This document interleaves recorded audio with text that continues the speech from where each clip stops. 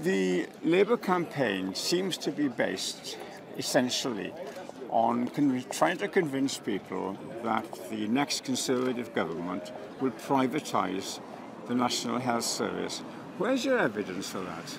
It's in the Health and Social Care Bill introduced by Andrew Lansley, which removes the duty on the Secretary of State for Health in England to have a comprehensive, universal, free at the point of use health service, and introduces, in lieu of a duty for collaboration between parts of the NHS, a duty to compete, so that all parts of the NHS have to be put out to tender, and therefore we will see progressive, creeping privatisation of the NHS, and it's what we've seen already starting to emerge in England. So I think it's a very, very clear, bluntly rooted in legislation, not threat, but reality.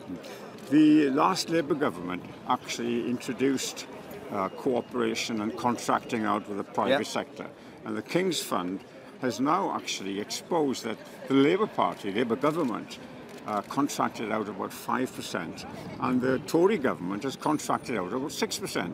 There's hardly any difference. Yeah, I think it was a mistake by the last Labour government, as Andy Burnham has said in England, for us to allow any of the private sector really to get into our NHS. And I think the difference, however, between using the private sector to deal with backlogs in knees and hips and cataracts, which is what the last Labour government did, the difference between that and writing into the legislation, mandating the NHS to go to the private sector, often over the public sector, but forcing them to contract out services is very different. And it is a Trojan horse by the current Tory government to drive privatisation. But crucially, of course, we haven't done it in Wales. We've never privatised anything in Wales, and we don't intend to. Well, it's interesting you should say that, because yesterday Jeremy Hunt announced that in England, which applies to Wales and the rest of the UK, are purchasing meningitis B inoculations for children of under 2 years of age. Yep. And that they're paying £70 per inoculation. So the health service in Wales will be paying £70 per inoculation. Now, GlaxoSmithKline are a large international private company who will be making profit out of that. So you're going to contribute to the private sector profit out of the health service like so many other people. To be perfectly honest, I think that's a slightly silly point. All medicines are made by private companies. Exactly. No medicines are made, and always have been. But that is a very different thing to say. Well, so are the paper clips used by the NHS. So is the paper used to write the notes on. Exactly. So obviously the NHS will always, as a public company, purchase things from the private sector. Well, that's a radical difference from saying that the NHS... No, of course it is. Still. And anyway, come on. You mentioned orthopaedics a moment ago. Yeah. Do you know that since December of last year, there has not been a single orthopaedic surgery intervention west of Bridgend in Wales, because the money's not there and they won't buy it in from the private sector. So people are suffering. Well, we've seen a £1.5 billion cut to the budget of Wales, 10% over the last 5 years. Not in the health service, you haven't. No, we've succeeded. You've cut that yourselves. We've succeeded in trying to make sure that the NHS... Well, actually, the NHS has had more money spent on it now.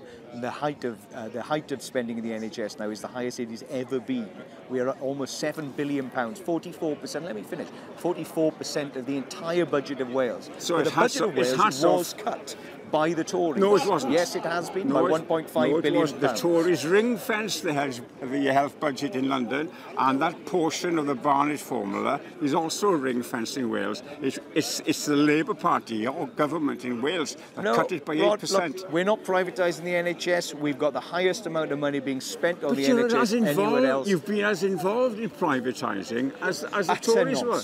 But you introduced it when you were government. Well, I said a moment ago that I think it was a mistake to assume, as we did, that if you employed the NHS, employed the private sector to do some work for the NHS, we wouldn't be opening the doors. Let me finish.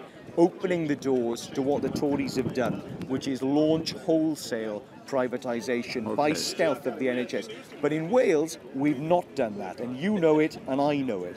There has not been PFI, there has not been privatisation under a Welsh Labour government. That's a radical difference. Can I move on to a subject which all parties actually have avoided so far in this campaign?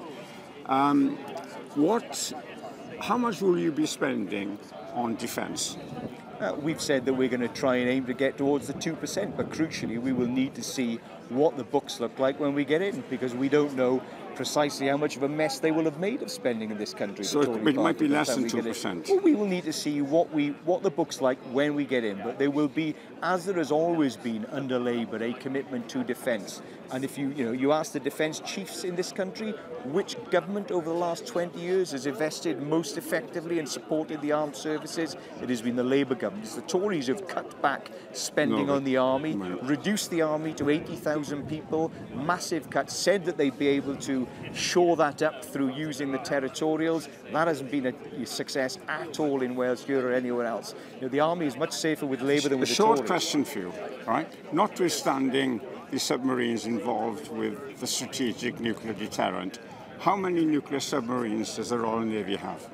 Oh, I don't know. I think it's forward it. Our pledge is to have one at sea permanently. No. Well, I'm not an expert on defence, Rod. I think we've got 3 or 4. Well, defence ought to be an important policy. Well, I'm the Secretary of State for Wales in waiting, not the Secretary of State for Defence. Well, but our policy is to maintain the existing permanent at-sea nuclear deterrent through Trident. Yeah, but the nuclear attack submarines will keep the sea lanes open, won't they? No difference between us and the Tories on that. But you should know that, because you could I be should know exactly how many nuclear submarines we've got. Yes. Well, I'll stand corrected, Rob. I don't know exactly how many nuclear submarines why should David Cameron know how many he's the food banks there are? Because he's the Prime Minister. But you could be in the Cabinet in a month's time. I'm the Secretary of State for Wales. I'm not the Secretary of State for Defence, Rod. Let's be realistic. But you still have to have collective responsibility. You are not accountable for defence. I couldn't tell you how many short order cooks we've got in the army either, nor indeed how many fighter jets we've got. But I tell you what, we got fewer than we should have, because we haven't even got ones to put on the on the new aircraft carriers. Well, yes, and who left the aircraft carriers in the lurch? Let's be serious about this, right? Let's be serious. Obviously, not every cabinet minister knows every detail of every other portfolio. I wouldn't call submarines a detail. Well, knowing precisely how many there are, I think, is a fairly recondite point, shall we say. And I think, it's a bit of a point-scoring exercise, but it's not one you're going to draw me on, Rod.